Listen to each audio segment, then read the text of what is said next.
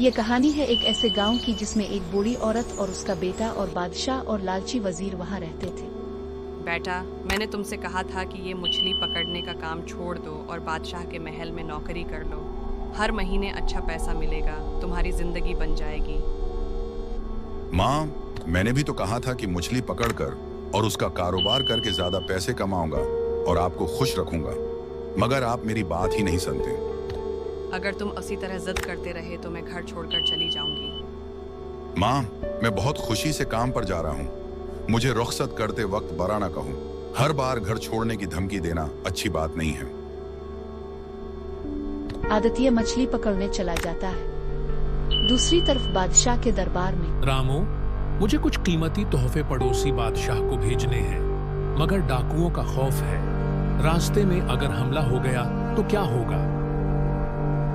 हुजूर, अगर कोई तन्हा और आम इंसान बनकर जाए तो किसी को शक नहीं होगा कि वो खजाना ले जा रहा है, मगर सवाल ये है कि ये खतरनाक काम करेगा कौन?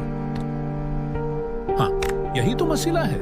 बादशाह सलामत, अगर आप इजाजत दें तो मैं ये काम करने के लिए तैयार हूँ। रामू, तुमने मेरे मन्ना की बात छीन ली। तुम वाकई बहादुर हो। जाओ, तैयारी करो, कल रवाना हो जाओ।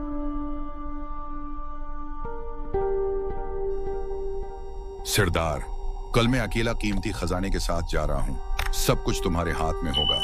सरदार, वाह, बहुत खूब। तुम्हारी वफादारी का इनाम तुम्हें जरूर मिलेगा। अगले दिन रामू खजाना लेकर रवाना होता है। डाकू हमला करते हैं और खजाना ले जाते हैं। रामू जानबूझकर मामूली जख्मी होकर वापस आता है।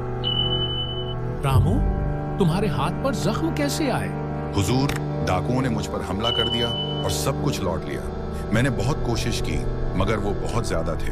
मैं माफी चाहता हूँ। अफसोस, अब हमें फौज के साथ खजाना ले जाना होगा। ये सुनकर आदित्य को वजीर पर शक होता है और वो डाकुओं का पता लगाने की ठान लेता है। माँ, मैं महल में नौकरी नहीं करूंगा, मगर बादशाह की खोई हुई दौलत वापस जरूर लाऊंगा। डाकुओं से लड़ना आसान नहीं, अपनी जान की फिक्र करो।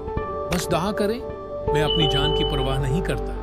आदित्य मछली फरोश बनकर डाकुओं के ठिकाने तक पहुंच जाता है। सरदार, आज मैं तुम्हारे लिए खास तोहफा लाया हूँ।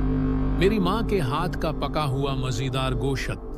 सरदार, वाह, तुम वाकई समझदार हो। सरदार और उसके साथी गोश्त खाते हैं, जिसमें आदित्य ने बेहोश करने वाली दवा मिला रखी थी। कुछ देर बाद सब बेहोश हो जाते हैं। चलो, सबको पकड़ लो और बादशाह के महल ले चलो।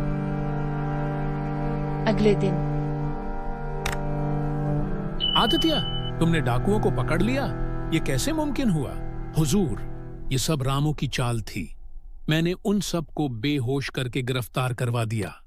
रामू, तुमने धोखा दिया। माफ कीजिए बादशाह सलामत, मुझे लालच आ गया था। बादशाह रामू को सजा देता है, आदित्य को इनाम देता है और माँ फखर से अपने बेटे को देखती है। मैं गलत थी, तुमने सही रास्ता चुना।